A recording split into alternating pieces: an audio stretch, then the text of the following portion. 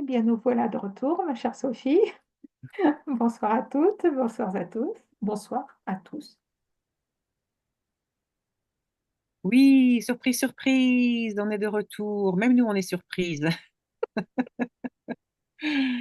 Parce qu'on a fait une découverte, enfin Florence a fait une découverte en regardant et en faisant la liste de toutes nos contemplations que en fait on n'avait pas fini bien que l'année ait redémarré, l'année énergétique du pulse est redémarré Le 22. le 22 janvier exactement.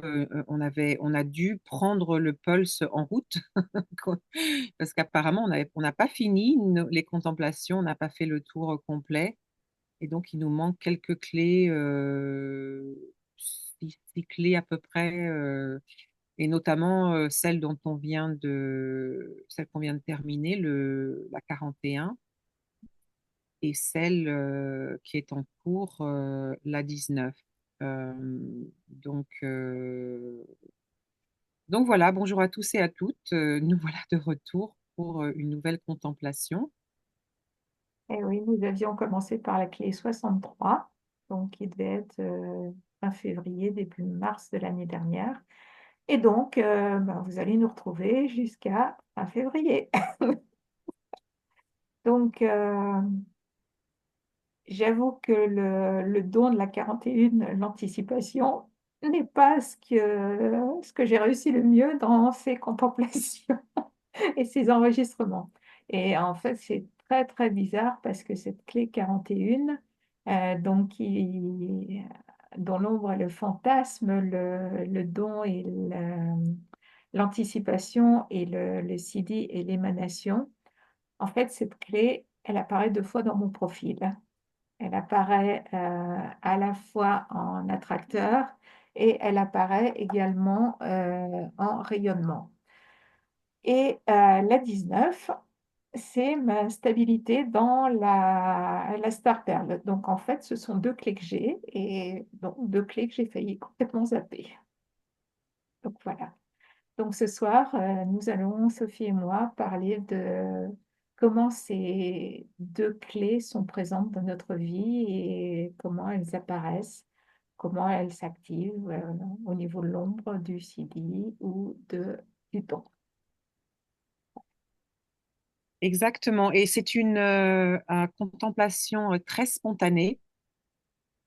On ne s'est pas du tout préparé pour cette contemplation. En fait, on s'est donné la possibilité de soit reculer l'appel et se préparer, faire ce qu'on fait d'habitude, c'est-à-dire réécouter les clés et faire notre partage, ou alors le faire différemment aujourd'hui et voir ce que ça donne.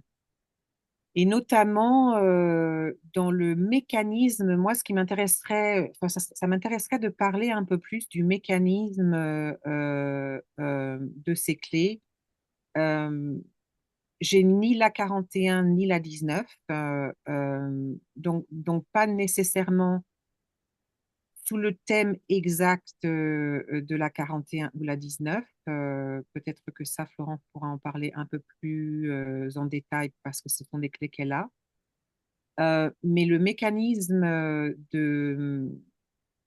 euh, qui amène à la contemplation, en fait, euh, comment on se sert de cet outil euh, des Gene Keys et comment on accède à ces codes, notamment dans la pratique ou avec la pratique ou en mettant en pratique l'art de la contemplation. Et donc, ce que je trouverais intéressant peut-être, c'est de quelque part un peu déconstruire la réaction, par exemple, que j'ai eue quand Florence m'a laissé un message. Donc, Florence m'a laissé un message lundi en m'annonçant que on avait encore six clés à contempler. Et alors qu'on avait déjà, voilà, on avait déjà, nous, on avait fini et on avait commencé déjà à travailler sur, voilà, qu'est-ce qu'on veut créer maintenant euh, pour continuer.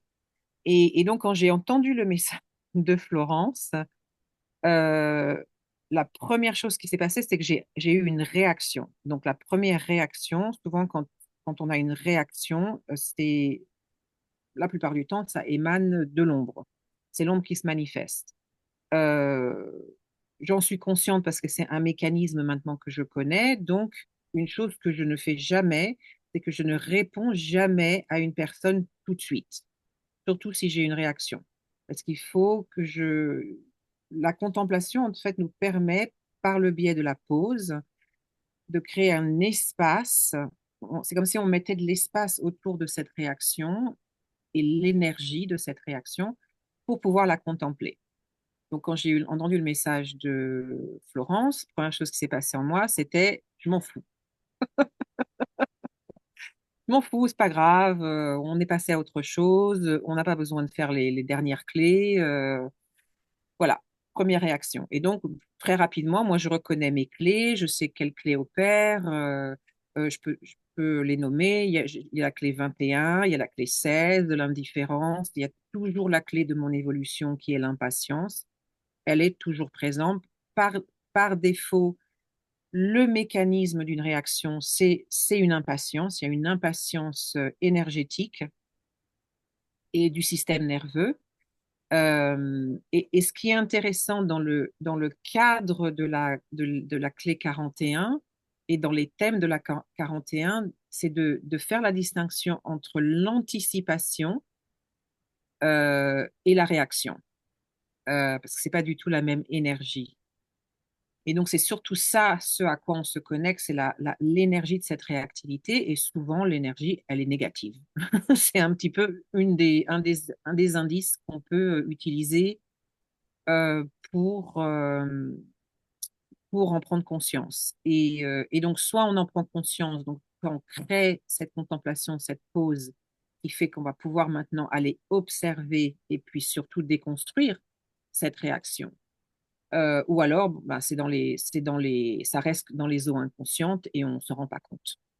Euh, donc voilà, donc j'ai cette réaction qui est au départ, voilà, je m'en fiche, ça m'intéresse pas de finir, etc. Et donc, c'est comme je sais que c'est mon ombre qui parle, donc j'observe cette réaction. Et donc la deuxième étape, une fois que j'ai créé cette pause maintenant pour aller observer cette réaction, je vais poser des questions.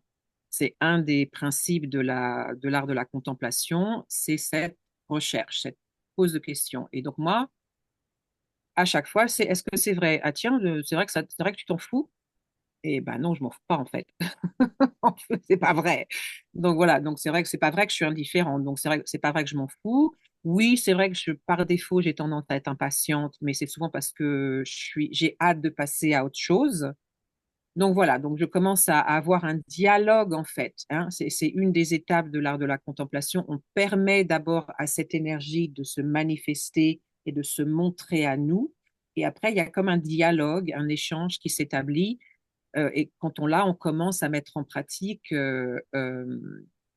l'acceptation. On commence à accepter que ça fait partie de notre énergie et c'est cette découverte, cet apprivoisement de cette énergie. Et donc, moi, ça passe par les questions. J'ai mis déjà en pratique la douceur, donc il y a jamais de... C'est très, très rare qu'il y ait des énergies comme la culpabilité ou la honte ou des choses comme ça. C'est assez rare maintenant chez moi. Donc la gentillesse, elle est là. Elle est là et donc je mets en pratique ce dialogue pour pourquoi tu t'en fiches? Bah en fait je m'en fiche parce que personne ne regarde. Et donc là dans mon questionnement, ah oui mais personne regarde, mais je pensais que ça tu t'en fichais en fait que les gens regardent ou pas. Tu le fais parce que tu as envie de le faire. C'est quelque chose qui est important pour toi. Donc là c'est le dialogue que j'ai avec moi-même hein, que je décris. Hein. C'est quelque chose qui est important pour toi et c'est plus important pour toi de le partager. Et s'il y a des gens que ça intéresse et qui regardent, tant mieux. Et puis s'il n'y en a pas, et ben toi, tu t'es dévoué à ce que tu veux faire. Euh, tu as la discipline de le faire, tu as la volonté de le faire et c'est ce qui t'intéresse. Donc déconstruire ce mécanisme et c'est là de nouveau où par exemple la clé 41 pourrait être présente parce que la clé 41, elle a une victimisation, sa victimisation, elle est victime de ses rêves et c'est ce qui l'a fait rester dans le fantasme et, et c'est là où je repose la question et je me dis, mais du coup, est-ce que ça t'affecte vraiment qu'il n'y ait pas tant de gens de ça qui t'écoutent et surtout qui répondent, qu'il y ait un échange avec la communauté avec laquelle pour laquelle on partage, on fait ces partages et ces contemplations. Et, et donc, quand je me suis posé la question, c'est là où ça me fait rire parce que c'est une des énergies que je connais très bien aussi chez moi, qu'elle a 45 et qui est là, où je me suis dit, je m'en suis servi comme excuse. En fait, je me sers de l'excuse du fait qu'il y ait personne qui écoute et prétendent que ça m'affecte pour me dédouaner et me déresponsabiliser et dire, bah voilà, c'est pas la peine qu'on finisse. Donc voilà le mécanisme que l'art de la contemplation ou auquel m'amène l'art de la contemplation pour déconstruire donc l'énergie ou en tout cas aller explorer et contempler l'énergie des ombres. Et donc ça fait travailler l'énergie. Et donc aujourd'hui, Florence et moi, donc elle me laisse ce message lundi soir et donc aujourd'hui, mercredi matin pour moi, euh, j'ai en fait maintenant vraiment la réponse. Et donc, c'est là où, au moment où je vais me connecter avec Florence, que je peux vraiment lui dire en cohérence et en harmonie énergétique, et là, lui donner une réponse et plus être dans une réaction. Et donc, c'est pour ça que voilà, j'ai pas laissé de message, j'ai pas. Et c'est aussi quelque chose que je mets en pratique énormément parce que on est beaucoup poussé de nos jours à donner des réponses tout de suite, et c'est souvent pas des réponses, ce sont des réactions. Et donc, il y a quelque part aussi cette prise de conscience et cette habitude qui a besoin d'être mis en place,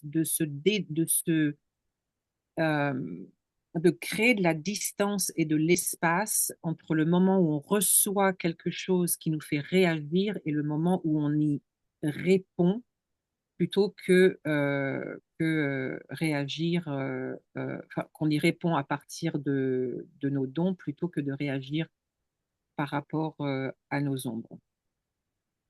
Voilà, donc aujourd'hui, quand on se reconnecte et qu'on en reparle, euh, euh, maintenant, dans le cadre de la 41, je serais beaucoup plus dans l'énergie de l'anticipation de cette clé qui maintenant, quand elle est dans l'anticipation, n'est plus victime de ses rêves. Euh, et, euh, et plutôt que de rester dans la fantaisie, et la fantaisie, l'énergie de la fantaisie, c'est cette ombre qui continue à rester là et à rester dans le champ parce qu'il n'y a pas eu euh, on ne sait pas la reconnaître quand elle se manifeste. Et donc, elle est là, elle continue. Et donc, c'est ce qui nous rend, c'est ce qui nous rend, c'est ce qui rend la clarté difficile. C'est difficile d'avoir de la clarté quand on a une énergie qui simplement a besoin d'être vue et d'être reconnue pour la faire évoluer, plutôt que de faire comme si elle n'était pas là, ou de se distraire de manière à pas avoir à, à s'en occuper en fait. Donc voilà, je ne sais pas si ça a du sens ce que j'ai dit, mais j'espère que ça fait comprendre peut-être un peu mieux le mécanisme euh, euh, de ces clés et comment y accéder et comment elle se manifeste et comment arriver à reconnaître quand elle se manifeste et donc à mettre en pratique l'art de la contemplation de cette manière. Oui, Sophie. Euh, Moi, je vais partir un peu dans le même sens que toi pour expliquer aussi quelles ont été mes réactions lorsque j'ai découvert ça. En fait, pour la petite histoire, étant donné qu'on a décidé de ne plus publier le post, je me suis dit, ça serait quand même sympa de publier un message récapitulant toutes les vidéos de façon à ce que les gens n'aient pas à, les internautes n'aient pas à aller chercher partout et puissent aller voir directement quelles sont les contemplations qu'on a faites sur leurs clés ou les clés dont on a parlé par rapport à une autre clé. Et en fait, lorsque j'ai fait ce récapitulatif, je me suis dit, c'est bizarre, j'ai des cases vides là, mais j'étais dans le fantasme. En fait, j'ai pas du tout anticipé et j'ai pas du tout planifié correctement. Et on n'a pas terminé les contemplations. Il en manque 5 ou 6 en fait, puisqu'effectivement, on a commencé par la 63 et on n'a pas terminé par la 60 ou 61. Je me souviens plus exactement.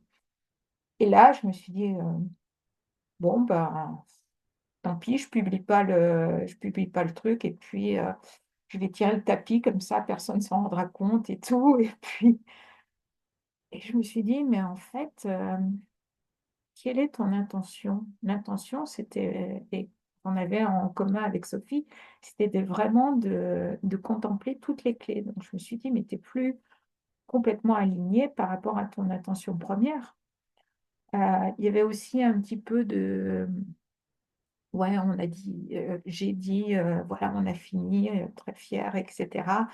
Qu'est-ce que les autres vont penser et tout. Puis je me suis dit, mais euh, on a le droit de se tromper, on a le droit de revenir en arrière et de dire, bah, non, finalement, on n'a pas fini, regardez, nous voilà et on va vous donner quelques bonus supplémentaires. Donc, voilà, et je me suis rendu compte que ce qui était important pour moi, c'était de terminer le cycle et de finir l'engagement que j'avais pris par rapport à ces contemplations et de terminer vraiment l'ensemble du Pulse. Donc, c'était assez amusant et en fait, comme Sophie, j'ai pas ressenti de culpabilité, j'ai plutôt ressenti de l'humour ou de la en disant, oh, tiens, c'est curieux ça quand même. En plus, les 2 prochaines clés à contempler sont des clés que j'ai dans mon profil, et notamment la 41, qui est la clé que j'ai 2 fois dans mon profil. Donc, une des clés les plus importantes par rapport à mon chemin. Je me suis dit, c'est quand même curieux. Donc, il y avait beaucoup d'humour, d'autodérision, et je me suis dit, mais oui, oui, j'ai envie de continuer, j'ai envie de parler de ces clés. Donc, et ce qui m'a fait sourire, c'est que le dilemme de la clé 41, c'est la planification. Donc là, vraiment, je n'ai pas été super organisée et super bonne en planification dans le cadre de nos contemplations. Donc, ça m'a fait sourire et j'étais complètement dans le fantasme de me dire, eh, ça y est, c'est génial, on a terminé et tout. Et en fait, le fantasme, pour moi, c'est vraiment rester toujours dans sa tête et ne pas aller dans l'action, dans la concrétisation. Donc, je me suis dit, ça serait bien quand même de pouvoir honorer cette clé et d'aller dans, même si je ne l'ai pas anticipé jusqu'à présent, de pouvoir euh, recoller le morceau en fait et pouvoir être dans ce partage, cette émanation de la clé 41. Donc, alors, j'avoue que dans ma nature, la nature de cette clé chez moi est plutôt dans la nature refoulée, dans la rêverie. J'ai plutôt un caractère rêveur à imaginer plein de trucs et je suis pas du tout dans la nature réactive qui est l'hyperactivité. Voilà, je suis pas, je vais faire ci, puis je vais faire ça. J'ai envoyé un message à Sophie en lui disant: «Ben voilà, on n'a pas fini finalement», de façon à ce qu'elle puisse vraiment se poser avec cela. Et ce qui était intéressant, c'est qu'avant de se connecter, ben, on a vu qu'on était en fait complètement en phase et qu'on avait envie de continuer. Donc voilà, heu et ce qui est sympa, c'est que Sophie et moi, on a l'habitude de respecter, les envies l'une de l'autre. En fait, il y a rien de forcé. Là, on est en cohérence, on a envie de continuer, donc nous sommes présentes ce soir. Cette clé 41, ce qui m'a interpellée, c'est qu'elle fait partie et c'est la seule qui fait partie du cercle de codon de l'origine. Donc c'est le start codon, le codon de départ, c'est celle qui est à l'initiative de tout. Donc ça me semblait, pardon, d'autant plus important d'honorer cette clé, puisqu'on a recommencé une année, énergétique. L'année 2025, du Pulse a démarré avec l'apparition de la clé 41 dans le soleil. Donc ça me semblait, d'autant plus important d'honorer cette clé, heu et d'autant plus important parce qu'elle est présente, très, très, heu heu, de façon importante dans mon profil. Hem et en fait, j'ai aussi, puisqu'elle fait partie de mes prime gifts, mes dons, primordiaux, j'ai aussi son partenaire de programmation, la 31, qui est, ma destinée. Voilà, donc ce sont des clés qui sont importantes dans ma vie. Hem, J'avoue que j'aurais une tendance à être beaucoup assez souvent dans le fantasme. Quand j'étais, hem, plus jeune, enfant et adolescente, je me réfugiais énormément dans la lecture pour vivre peut-être, une sorte de vie par procuration, pour, vivre des aventures, extraordinaires. J'adorais des auteurs comme Jules Verne, par exemple, hem et j'étais capable de passer 5 heures d'affilée dans la lecture d'un roman ou de quelque chose pour peut-être laisser la vie, passer à côté de moi ou à travers moi sans passer dans l'action. Donc hem, par contre, on a toujours vanté mes talents d'organisatrice dans des événements, j'ai fait pas mal de bénévolat, j'étais dans des clubs, sportifs, d'escalade et cetera, de voile, j'organisais les week-ends, je planifiais et cetera. Donc c'est assez amusant de voir ces 2 côtés dans mon existence, une partie où l'ombre est assez dominante et une partie où le don est plutôt, présente. Hem et quant au sidi, l'émanation, je le vois comme, quelque chose qui émane à travers l'aura, en fait, de par la seule présence, de pouvoir amener, quelque chose de calme, de serein, de continu, de fluide. En fait, c'est comme ça que je le perçois. Donc voilà une petite contemplation de la clé 41. Ah, tu es mutée, Sophie.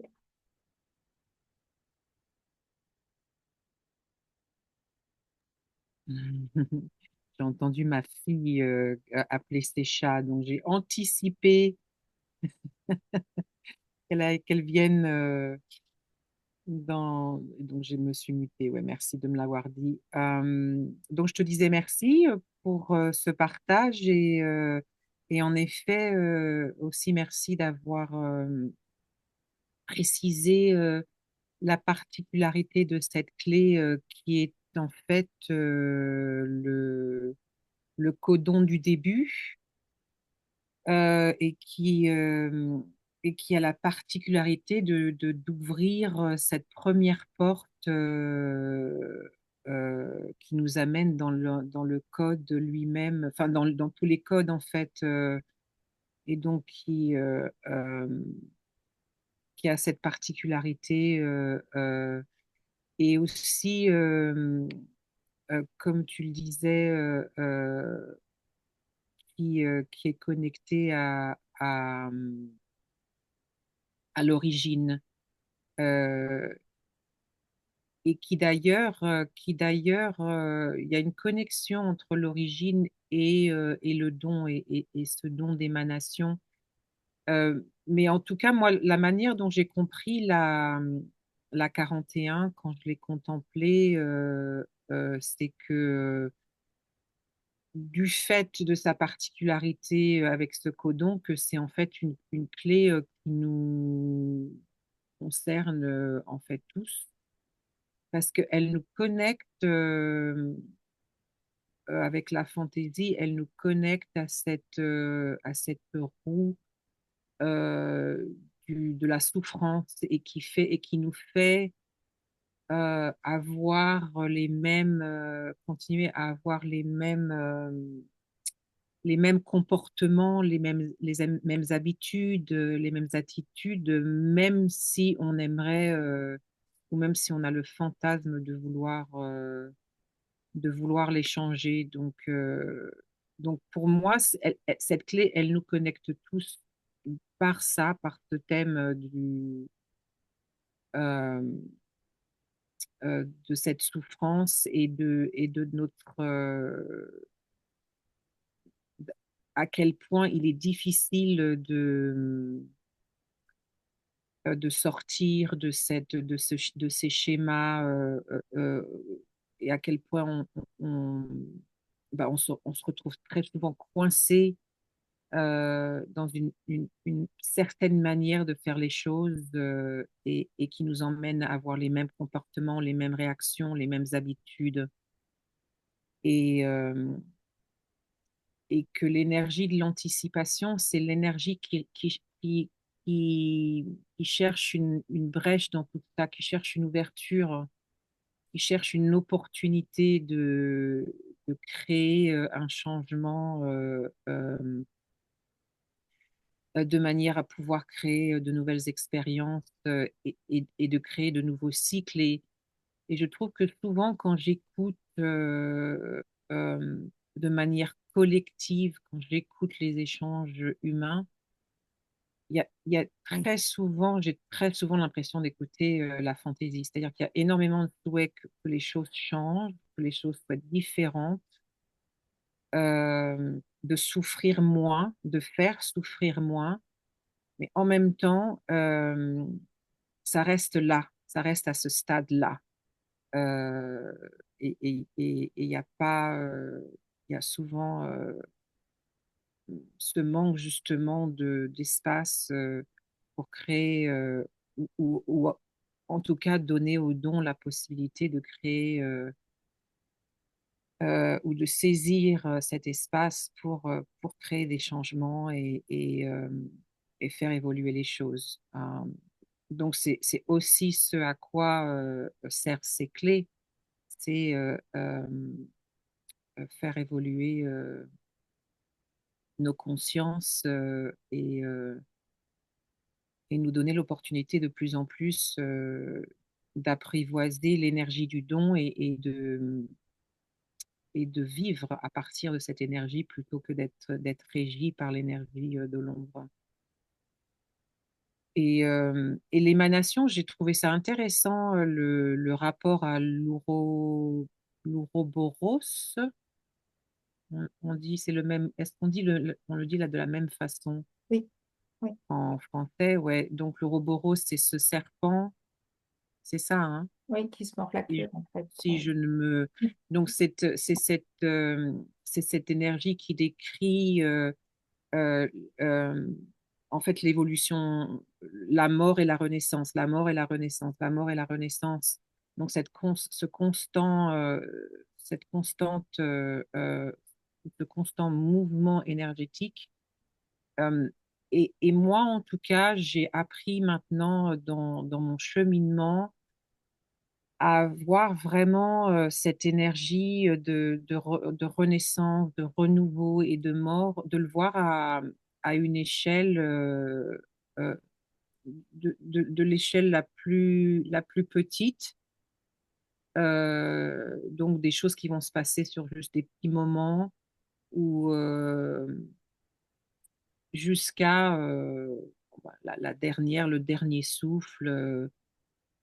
Et moi, je vois beaucoup cette énergie maintenant de ce cycle, de ces cycles euh, euh, beaucoup plus présents. Et peut-être que pour moi, l'émanation, elle se manifeste euh, de cette manière, d'être plus d'accepter, d'être beaucoup plus en lâcher prise avec le fait que il y a énormément, en fait, il y a le deuil est quelque chose qui doit être mis en pratique toute sa vie. Et on a tellement peur, on nous fait tellement peur par rapport à ça euh, que bah, souvent c'est ça qui nous maintient dans la fantaisie. L'inhabilité de lâcher prise et de faire de se donner l'opportunité de laisser partir ce qui ne nous convient plus, ou peut-être que ce qui nous maintient dans cette roue justement de la souffrance. Euh, mais énergétiquement, ça demande toujours qu'il y ait quelque chose qui meurt pour que quelque chose d'autre puisse revivre, ou qu'on fasse de la place, donc on se sépare, qu'on se libère de quelque chose, autre chose émane, autre chose émane. Donc moi, l'émanation, et c'est beaucoup comme ça que j'essaye d'incarner ou d'intégrer les siddhis parce que c'est des énergies par, euh, par défaut qui ne sont pas, qui sont assez difficiles à décrire et où c'est difficile de mettre des étiquettes même s'il y a un nom. Mais en tout cas, moi, cette énergie, c'est comme ça qu'elle évolue chez moi. C'est vraiment cette importance euh, de devenir de plus en plus à l'aise avec ces cycles euh, de renouveau et de mort et de renouveau, de mort et de renouveau. Donc voilà ce que déclenche en moi cette clé 41. Et, Sophie, lorsque tu as parlé de ce cycle de la vie et de la mort, ça m'a immédiatement fait penser à une vidéo que j'ai regardée il y a quelques jours. Je ne sais plus si c'était du docteur Joe Dispenza, de Bruce Lipton ou quelqu'un de ces cercles, en fait, qui expliquait qu'à chaque instant, on a des milliers de cellules dans notre corps qui meurent et qui se créent. Et autant on a cru pendant longtemps que passé un certain âge, nos cellules dans le cerveau devenaient décaties, mouraient et n'étaient plus remplacées, autant il est prouvé par la science aujourd'hui que le cerveau est un muscle qui est capable de se remodeler, de créer de nouveaux schémas neuronaux et que les cellules repoussent, etc. Enfin, pas repoussent, mais poussent, enfin, se créent, etc. C'est quelque chose qui est toujours dans ce cycle de la vie et de la mort. Donc, merci de m'avoir fait penser à ça. Ça me semble important euh, et je rajouterai que j'avais vu d'autres vidéos il y a longtemps qui expliquent que l'ensemble du corps humain se régénère entre quelques jours et quelques mois. Si on parle du sang ou des os ou de la moelle, etc., qu'en fait, nous sommes des organismes vivants et, et qui a un cycle de vie et de mort sans arrêt. Donc, il faut arrêter d'être dans l'illusion que, il y a un début, il y a une fin et puis ça s'arrête. C'est un cycle continuel. Et, Oui. donc voilà. Et on hérite à chaque fois, et c'est pour ça que ce code, il est tellement unique, c'est que c'est le code qui contient, c'est le code source en fait.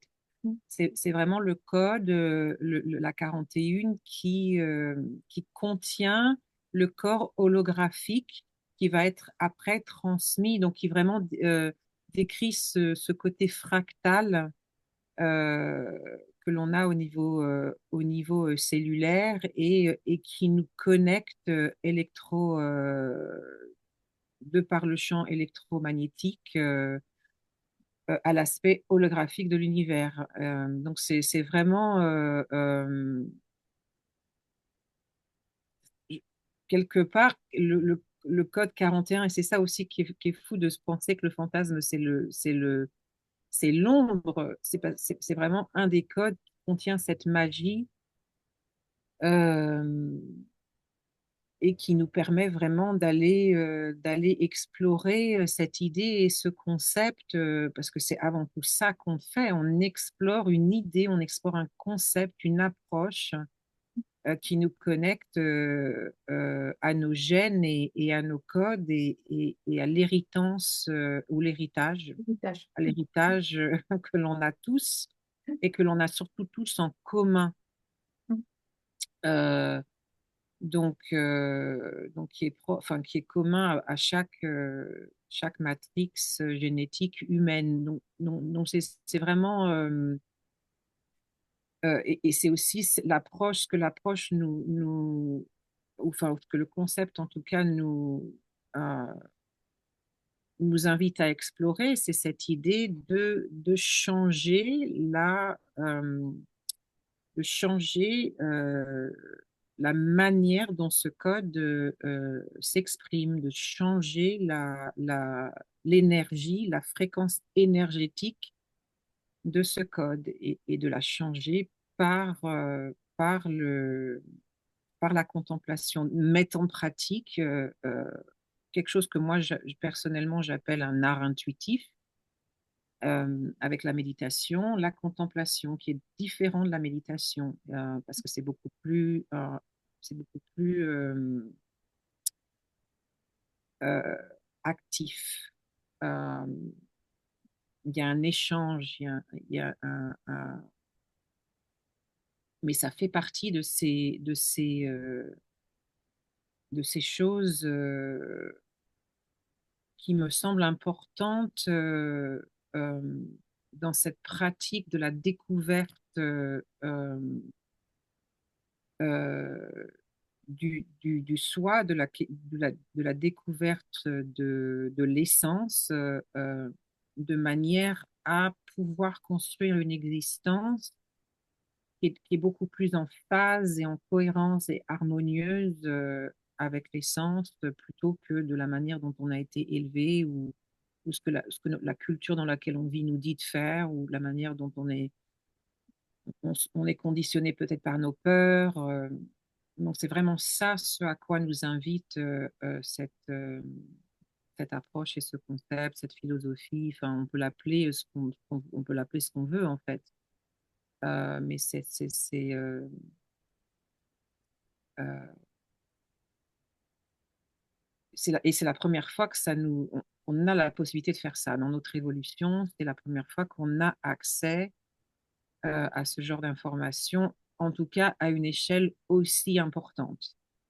Des choses qui étaient avant réservées pour très très très peu de gens. Maintenant, il y a accès et on a tous la possibilité de justement de cesser d'être dans le fantasme, de peut-être qui on aimerait être ou qui on croit être, du genre de vie qu'on aimerait vivre et, et activement participer à la construction de cette vie et surtout à la construction de cette histoire, parce que c'est ce à quoi nous invitent ces clés, à écrire notre propre histoire et ne pas la laisser être écrite par quelqu'un d'autre ou par des circonstances, te laisser gouverner par des circonstances. Et, euh, et donc, c'est aussi très lié à cette clé 41. Voilà, si tu voulais, si tu voulais raconter ton histoire, qu'est-ce que tu aimerais raconter, qu'est-ce que tu aimerais vivre, quel genre de personne tu aimerais rencontrer. Et au lieu de rester, de laisser ces idées naviguer dans les ombres inconscientes, dans les eaux inconscientes de nos ombres, on est invité maintenant à participer beaucoup plus activement à la création de ces rêves. Et en plus, on reçoit des codes comme un peu comme quand on joue aux vidéos et puis qu'on collecte plein d'outils pour pouvoir passer au niveau supérieur. Moi, je le vois très bien, je le vois comme ça en fait, mais au lieu, c'est pas le niveau supérieur, c'est juste évoluer de manière, parce que moi, j'en suis maintenant à un stade dans ma vie où j'ai envie de créer euh, à chaque fois des choses nouvelles à partir de zéro, d'explorer des choses complètement différentes, rencontrer des gens différents, etc. Mais ça m'est propre, enfin, c'est propre à moi. Mais en tout cas, c'est ce à quoi nous invite euh, cette, euh, cette approche. Une autre chose que j'ai trouvée amusante, intrigante, étrange, c'est que donc la 41 fait partie du cercle de l'origine, alors que sa partenaire de programmation, la 31, fait partie du cercle du non-retour. Donc j'ai trouvé ça assez, interpellant, donc de se dire, waouh, voilà, ces deux clés sont présentes et il y a le départ et puis il y a l'impasse quelque part. Donc, voilà, c'est une piste de réflexion aussi, une contemplation mentale qu'on peut faire sur ces deux clés. Donc, Et on parle, tu veux qu'on parle un petit peu de la 19 aussi? Je allez, sais qu'on avait dit qu'on essaierait de. J'ai pas du tout regardé l'heure quand on a commencé, donc on avait dit qu'on essaie oui, oui, oui, de rester en dessous d'une heure, hein, c'est ça, hein. on va essayer. Bien Euh, sûr. donc pour la 41, pour moi c'est bon. Si pour toi Oui, c'est bon, oui, oui. Ah oui. on peut passer à la 19, Mhm. la clé de la. Bah, un peu, c'est marrant qu'elle soit pas connectée avec la 41, mais moi je trouve que la fantaisie et Oui. la codépendance sont très très liées pour moi. Mhm. Euh, et, et, et ce que je trouve assez intéressant avec la clé 19, j'ai pas non plus cette clé, mais c'est une clé que j'ai eu beaucoup l'occasion d'observer, de contempler bah, autour de moi, en fait, dans mon entourage, ayant des clés et des gens qui possèdent ces clés proches de moi, enfin, cette clé. Et la particularité de cette clé, ce que je trouve intéressant, c'est que la sensibilité, on a dit sensibilité en français, hein. Mhm. Parce que c'est marrant, c'est un de ces mots en anglais entre sensitive and sensible, Mhm. euh, et qui n'ont pas la même, qui ne veulent pas dire la même chose, mais en français, donc c'est sensibilité pour sensitivity, Mhm. être sensible, c'est ça. Et ce que j'ai trouvé intéressant dans le cadre de cette clé, c'est que la victimisation, donc chaque clé ayant une victimisation, un thème de victime, ou donc un genre de victimisation. Et donc la particularité de celle-ci, c'est que on est victime de, de notre d'être trop sensible. On dirait pas d'être sursensible, d'être trop sensible. Et donc ce qui nous rend soit on s'isole en essayant de se protéger, Donc, on s'isole des autres de manière à se protéger, ou alors on est très Dépendant. needy. Needy, c'est Dé- dépendant. Dépendant. Dépendant. Voilà, Exactement. dépendant. Ouais. Et, et je trouve que tout est fait dans notre société, tout est fait, surtout chez les femmes, pour nous rendre needy, justement, ou codépendants. Donc, pour nous de dépendants ou codépendants. Je trouve pas qu'il y ait énormément de choses euh, qui nous invitent ou qui nous incitent à ne pas l'être. Euh, et, euh, et donc, c'est difficile de par le fait que collectivement, c'est quelque chose euh, qui est beaucoup encouragé. Euh, je trouve que c'est une énergie, l'énergie de la codépendance. Je trouve et c'est très difficile de s'en séparer. Et, euh,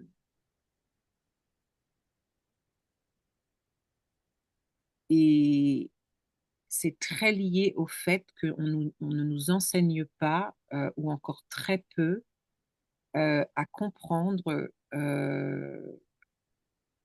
les limites de notre être, en fait. Euh, où je commence et où toi tu commences. Euh, euh, et tout est tellement, on est tellement emméché, tout est tellement emmêlé. Et comme on nous enseigne pas non plus énormément la responsabilité émotionnelle, hein, euh, et ben c'est cette inhabilité de voir, d'avoir conscience des limites en fait, entre, entre nous et les autres, qui fait que je trouve que ça génère énormément de codépendance chez les gens. Et je trouve que une des manifestations de cette codépendance que je vois énormément chez les femmes, c'est ce besoin sans arrêt de euh, s'excuser. Je vois énormément ça dans nos échanges, dans les échanges qu'on a entre nous. Je vais prendre l'exemple dans le cadre de mon activité professionnelle. Donc, moi, j'enseigne les pilates. Et donc, on est tout un groupe d'enseignants, et on partage sur WhatsApp. On a un groupe en commun où on échange des messages, surtout quand on a besoin de remplaçants pour couvrir, enfin, pour enseigner les classes. Et, euh, et une chose qui m'interpelle tout le temps, c'est que quand quelqu'un demande, donc si je vais te demander de l'aide, je dis voilà Florence, donc j'envoie un message dans le cadre de tout le groupe. J'ai besoin d'aide ce jour-là, ces jours-là, est-ce que quelqu'un peut m'aider? Et la première réaction qu'on a en tant que femme, c'est de dire I'm sorry, I cannot cover. Je sais pas pourquoi j'ai commencé à parler en anglais. Je suis désolée, je peux pas. Non, je peux pas le faire pour toi. Je suis désolée. Et, et donc on s'excuse. Et je me dis, à chaque fois que je vois ça, je me dis, mais énergétiquement, ça serait tellement euh, euh, plus harmonieux de dire merci de me donner l'opportunité de faire un remplacement pour toi. Malheureusement, je ne suis pas disponible. Et je trouve que rien que dans cette différence de dire merci pour, il y a un échange entre recevoir et donner, plutôt que tout de suite euh, s'excuser euh, parce qu'on ne peut pas aider l'autre personne. Et moi, dans cette, quand je vois ces échanges, je vois énormément la clé 19. Euh, et, et, et parce il y a quelque chose dans la manière dont on s'exprime qui nous fait penser qu'on est responsable, je suis responsable pour la manière dont toi tu vas recevoir ce que je te dis. Et il y a quelque chose énergétiquement qui fait que euh, j'ai soit l'opportunité de dire quelque chose en voulant faire intentionnellement du mal à quelqu'un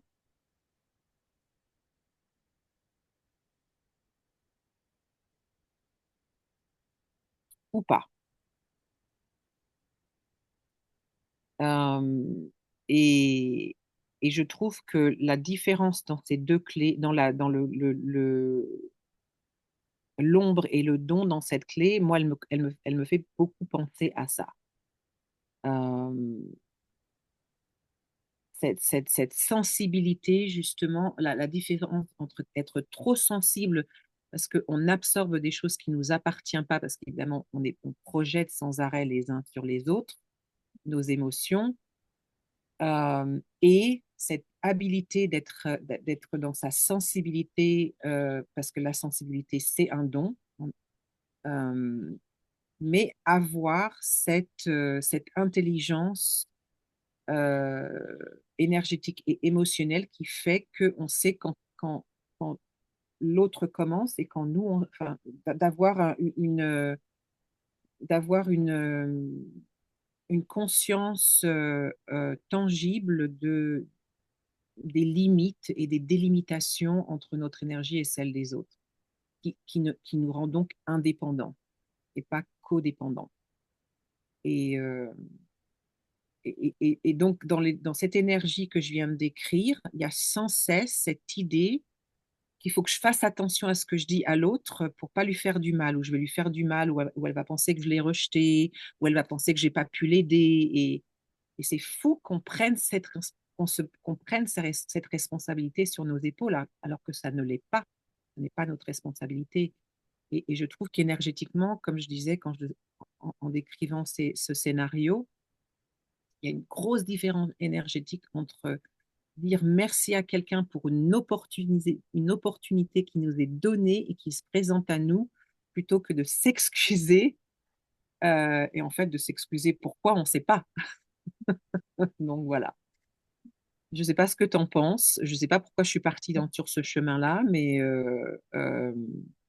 et, euh, et c'est là parce que je trouve que le sacrifice en tant que Sidi, je trouve cette énergie très, très difficile à cerner. Le sacrifice, mais ça a plutôt normalement une connotation un petit peu négative. Et, euh, et donc, je me demande, est-ce que c'est pas, une fois qu'on a compris ça, la différence entre la dépendance et la sensibilité, ou la codépendance et la sensibilité, qu'on peut être dans cette énergie du sacrifice qui donc, et là, pour moi, j'entends plutôt un paradoxe qui sait qu'il n'y a rien à sacrifier. Euh, donc, je sais pas en fait. Moi, enfin, en tout cas, je sais pas comment tu reçois ce CD, mais moi, je sais que le CD de la 19, j'ai pas vraiment encore compris, je pense, ou intégré. Euh, je crois dans le Hiking, c'est décrit comme le sacrifice, c'est la béatitude unie ou unifiée, quelque chose comme ça, et ça m'aide pas plus. Hein. Donc c'est pas vraiment, c'est pas vraiment une clé enfin, c'est pas vraiment un CD que je pense vraiment intégré ou compris ou en tout cas, j'ai pas l'impression. Ensuite, quand on partage sa fille, en fait, ça m'a fait sourire cette idée d'excuses, etc.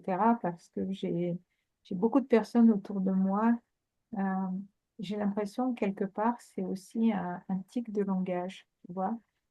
J'ai des personnes qui réussissent des choses autour de moi et puis moi, par exemple, je sais pas, je vais prendre un exemple banal. Je vais jouer aux cartes et puis la personne va terminer, etc. Et je vais pas marquer beaucoup de points et elle va marquer un maximum. Oh, je suis désolée. Et maintenant, euh, la façon dont je réponds, c'est excuse-moi, enfin non, pas excuse-moi, mais franchement, t'as pas l'air désolé du tout. Euh, non, c'est vrai. Et en fait, c'est ça, c'est que peut-être que c'est un conditionnement pour paraître poli, pour paraître bien élevé, de dire, oh, je suis désolée, de pas être trop en avant en disant, ouais, j'ai réussi, etc. T'as perdu quelque part, donc je peux pas me réjouir parce que faut que je sois triste. Je sais pas, ça m'a fait penser à ça.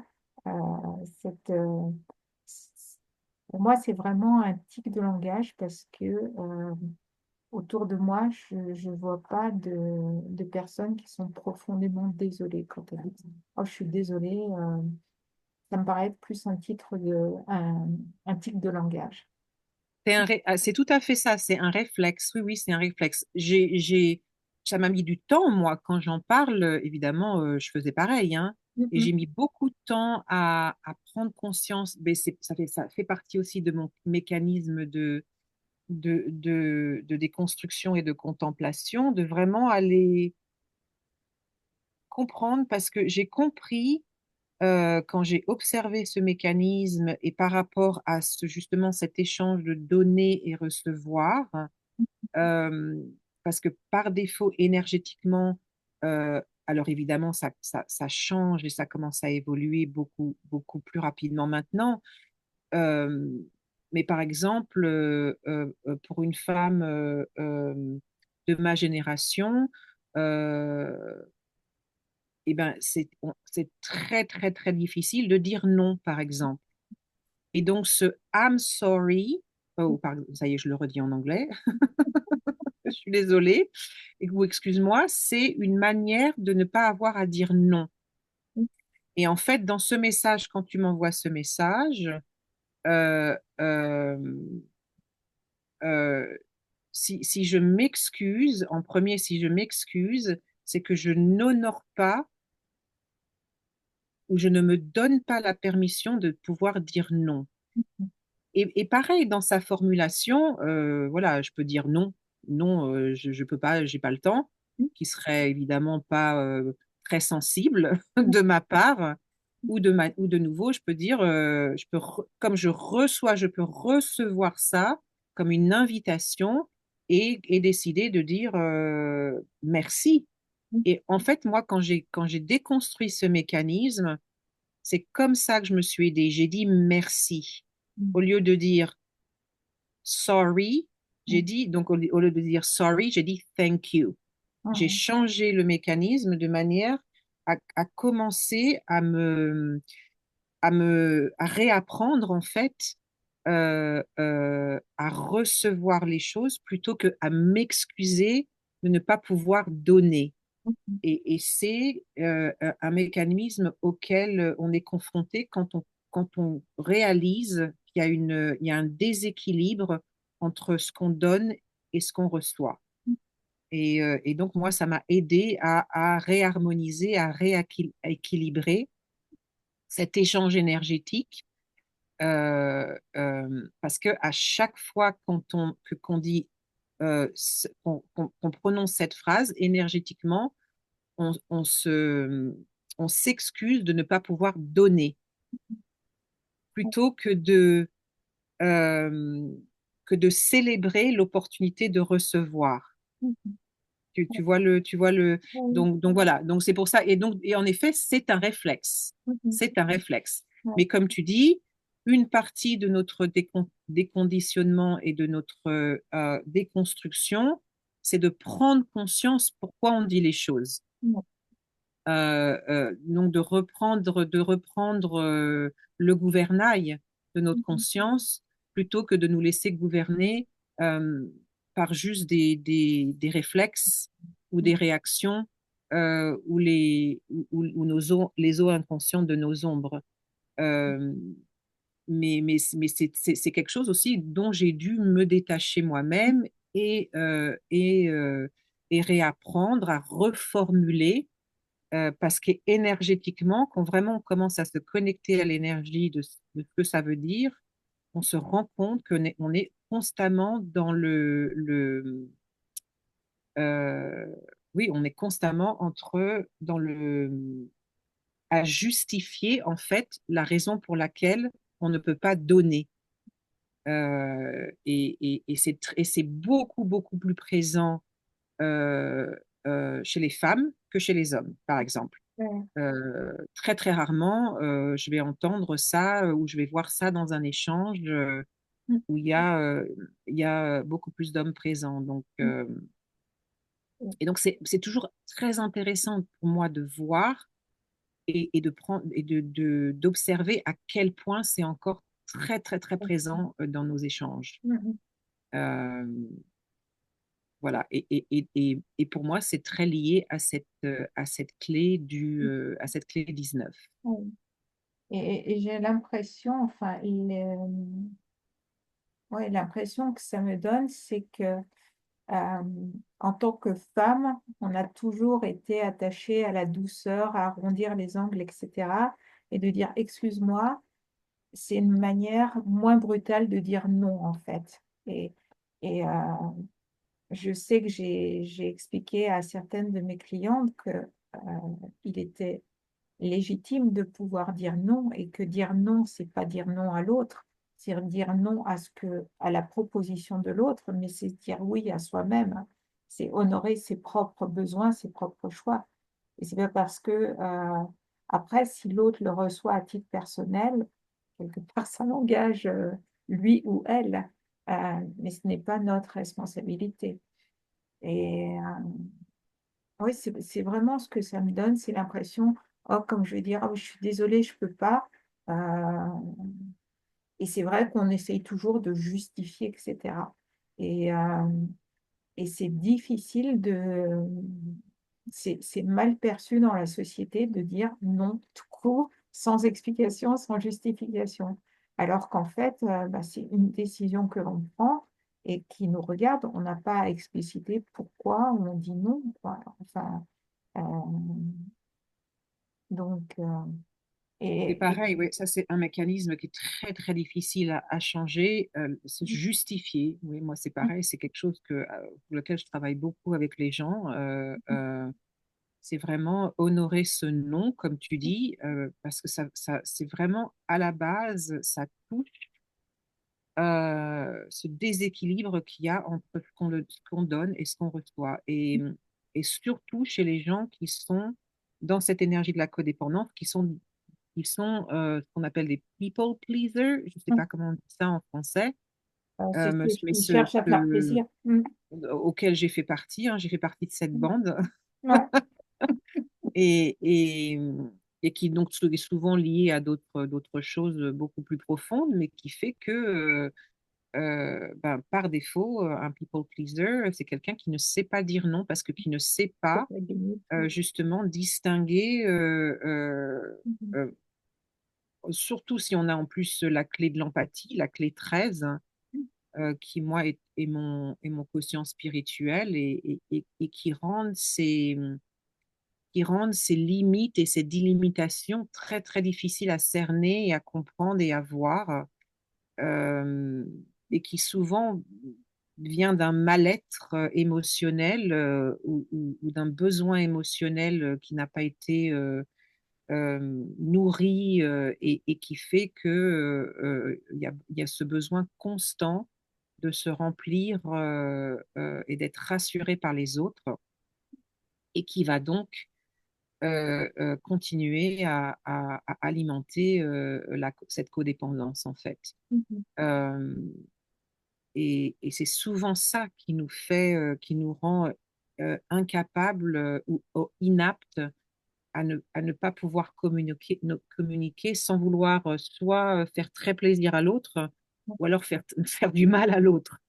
C'est souvent, ça passe, c'est une clé, la clé 19, qui passe souvent euh, d'un extrême à l'autre assez facilement. Et donc, cette sensibilité, justement, se connecter à ce don, euh, c'est connecter à cette habilité euh, de ne pas devenir la victime de ses émotions, donc qui serait l'hypersensibilité ou l'ultra-sensibilité, mais qui permet aux émotions énergétiquement d'avoir une vibration qui ne nous rend plus codépendants en fait et qui nous libère de ces nœuds émotionnels et énergétiques et qui du coup nous reconnectent à notre propre sensibilité plutôt que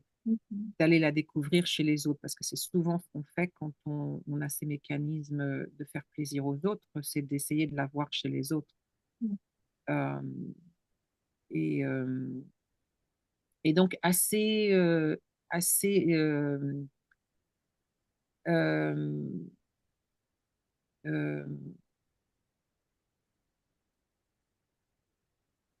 délicat, voilà, c'est le mot délicat à déconstruire ce mécanisme, d'autant plus qu'elle est connectée à la 33, c'est son partenaire de programmation, qui est la clé de l'oubli. Et j'ai, pour la première fois que j'ai observé, que j'ai été le témoin de ce mécanisme de la 33 et de la 19, qui seront donc en partenaire de programmation que si elles sont dans la première séquence d'activation.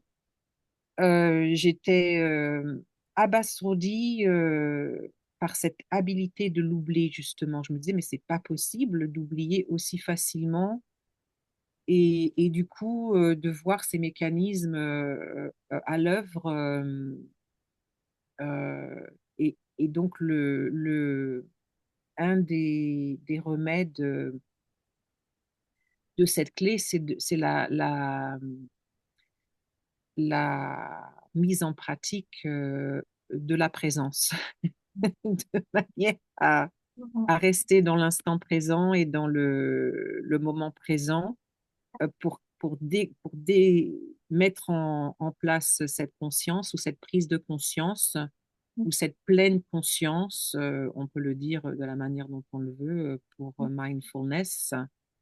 Euh, et donc, plus il y a de prise de conscience ou de mise en conscience, plus il y a accès à cette sensibilité et plus il y a d'oubli, plus ça génère la codépendance et alimente l'ombre de la codépendance. Oh, tu m'as pris mon scénario là. Donc, juste pour montrer un petit peu, on avait eu une question qui était passée sur les partenaires de programmation et donc voilà, pour répondre à cette question, ils ne sont présents que dans la première séquence. C'est la seule séquence dans laquelle, si on a une clé dans l'œuvre de vie, le partenaire de programmation va être l'évolution. Si on a une clé dans l'évolution, le partenaire de programmation va être dans l'œuvre de vie et pareil dans la sphère de la radiance, du rayonnement et de la destinée. Mais ce sont les seules sphères où elles vont être présentes et Ah, on a l'opportunité de les contempler ensemble. mhm.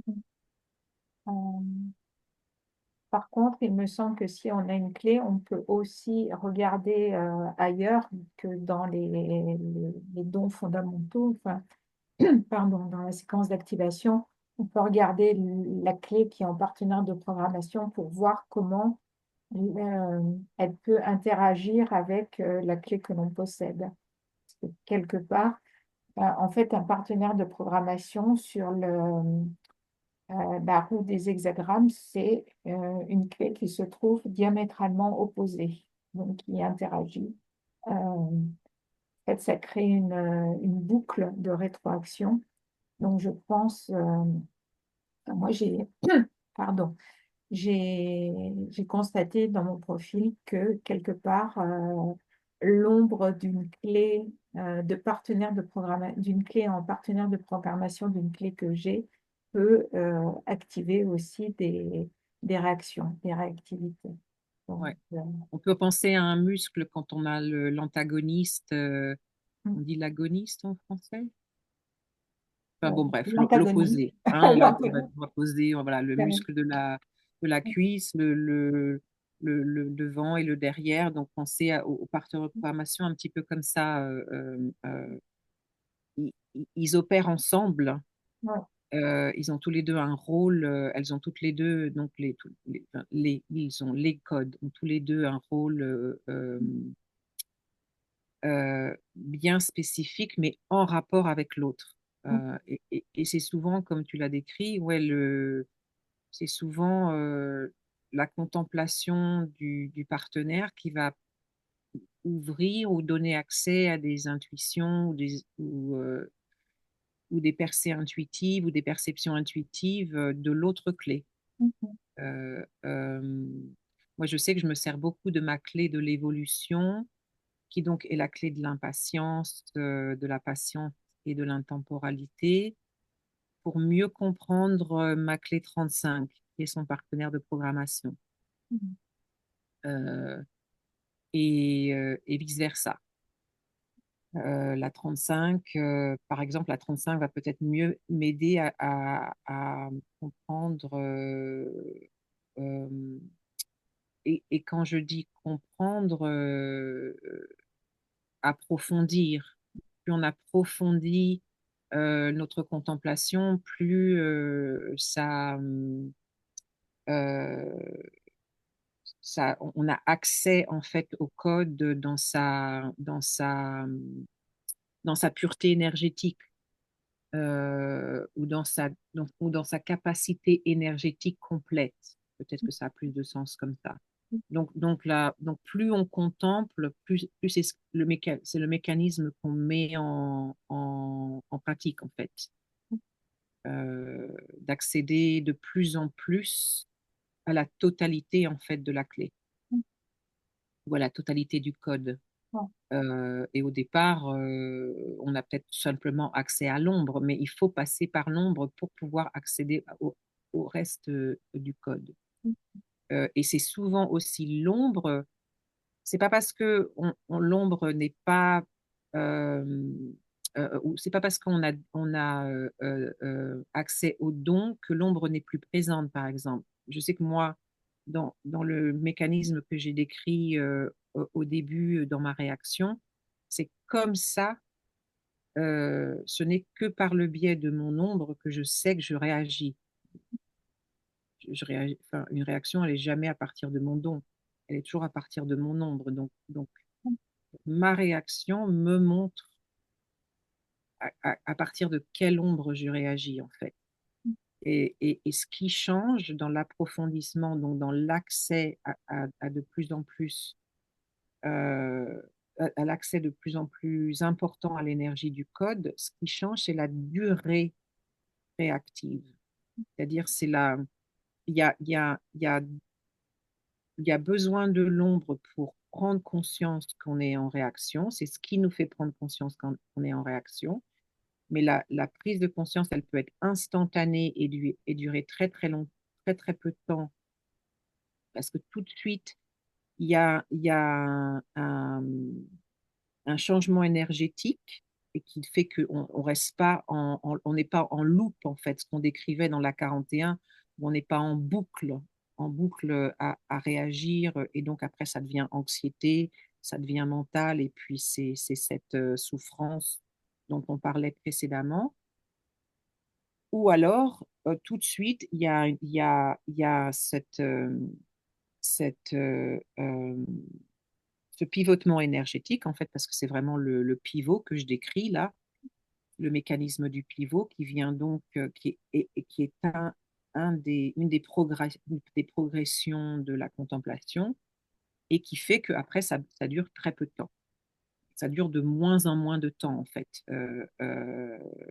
Parce que la réaction et l'ombre ne devient plus que l'étincelle dont on a besoin pour prendre conscience qu'on est, mais il y a plus de, voilà, on n'est plus aux prises de cette ombre. Et c'est ça surtout la différence dans cette pratique. Et donc, du coup, on est beaucoup plus énergétiquement, donc ce qui se passe, et aussi biologiquement au niveau de notre biologie, c'est qu'on a beaucoup moins de pourcentage de notre être et de tous nos mécanismes biologiques qui passent, qui sont bah, du coup, qui sont tous occupés à gérer cette réaction et tout ce que ça entraîne, notamment dans la 41, parce que c'est les glandes surrénales, on appelle ça, adrenal surrénales, donc les glandes surrénales, qui est une des... enfin, c'est quelque chose de chronique chez beaucoup de gens. Voilà, donc là, on a tous nos mécanismes biologiques qui est en train de gérer tout ça, et donc du coup, ben, il n'y a pas vraiment, il n'y a rien qui est présent pour autre chose, ou alors il y a plus de, il n'y a pas besoin de s'occuper d'une réaction, et maintenant on a tout notre être présent bah, pour pouvoir répondre maintenant plutôt que de réagir. Donc c'est très très différent énergétiquement euh, et parce que on est moins sujet à ça dans une journée, quoi, on a moins l'impression que le système nerveux joue soit au ping-pong, soit comment on appelait Bon, ça, le jeu, le baby-foot ou le flipper, on appelait ça. je sais pas. Les jeux dans lesquels on joue. Je me souviens qu'on jouait au café, je ne sais pas si ça existe encore, mais Le biffé au voilà. flipper. On On voit. a moins l'impression qu'on a notre système nerveux qui rebondit. Donc il y a Ouais. vraiment une différence énergétique Mhm. très, très, très palpable. Et c'est ça qu'on approfondit au fur et à mesure de la contemplation. Et peu à peu, oui, il y a beaucoup moins, il y a un rééquilibrage qui se fait et les ombres sont de moins en moins présentes, en fait. Ou alors très, très, très, de manière très éphémère à chaque fois. Et puis surtout, on est beaucoup moins sujet, par exemple, voilà, quand les ombres se manifestent, c'est plus oh là là, c'est pas vrai, ces ombres encore, mais qu'est-ce qui se passe? Voilà, il n'y a plus de ça, c'est ah bah tiens, qu'est-ce que j'ai besoin de voir là que. Donc c'est un accueil, hein. C'est pour ça qu'on a utilisé, utilisé ce mot d'accueil plutôt que de réaction et qui est très très très différent énergétiquement. Alors, j'avais juste encore un petit partage sur la 19. Donc, c'est une clé que j'ai pas énormément contemplée, que j'ai commencé à contempler un petit peu. Et ce qui m'a intéressé dans la vision de Richard sur la codépendance, c'est l'analogie qu'il a fait avec le film, en fait. Et effectivement, ça m'arrive de moins en moins maintenant, parce que d'une part, je ne regarde plus beaucoup la télé, etc. Mais avant, j'avoue que je vivais complètement le film, le personnage, etc. J'étais plongée dans le drame, dans l'intrigue, etc. Maintenant, je me retrouve plus dans le rôle de l'observateur, de voir comment agissent les dynamiques. Est-ce que le dialogue sonne juste? Est-ce que le ton est correct? Etc. Et il dit qu'en fait, lorsqu'on est plongé dans une salle de ciné ou devant un film, on vit avec les personnages, on l'intègre, on fait un avec le film. Alors que lorsque vous vous trouvez sur le plateau de tournage, ben, vous allez voir les caméras, vous allez voir les acteurs qui ne sont pas forcément en costume et qui ont leur script et qui sont en train d'apprendre leur ligne, etc. Et après, qui vont être costumés, grimés, etc. Et donc, en fait, tous ces gens collaborent pour créer une illusion. Parce qu'en fait, un film, c'est une illusion. Et notre vie, quelque part, est aussi une illusion et on se maintient tous dans, dans cet aspect, comment dire, euh,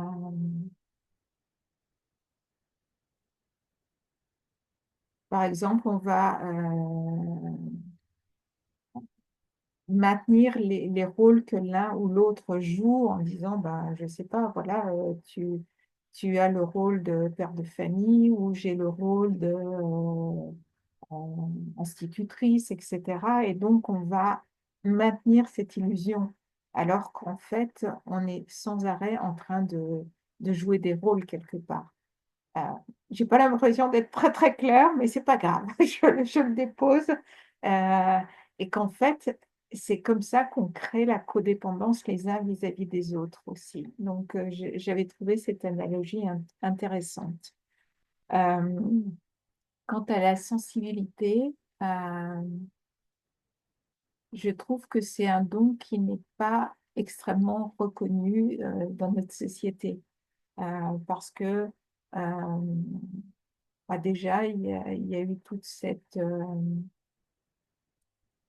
conditionnement par rapport au genre. Les garçons ne doivent pas pleurer ou les filles doivent être douces, etc. Enfin, donc, on n'a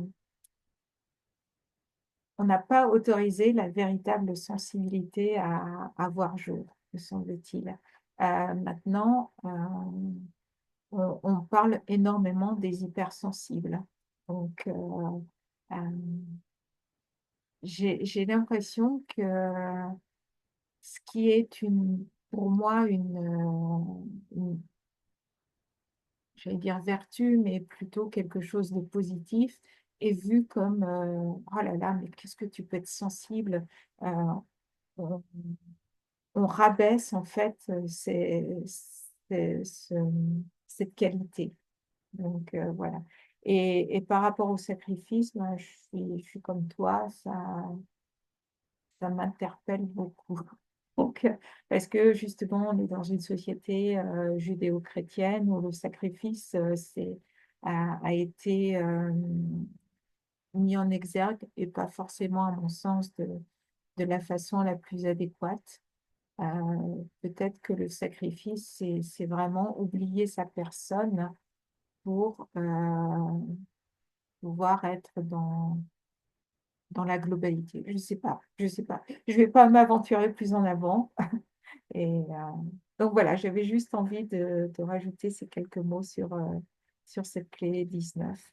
Et effectivement, oui, euh, j'ai beaucoup aimé quand tu as dit que tu la trouvais, même si elle n'était pas liée à la 41, entre le fantasme et la codépendance, il y a ce terme d'illusion, etc. Et je trouve qu'effectivement, elles vont bien ensemble.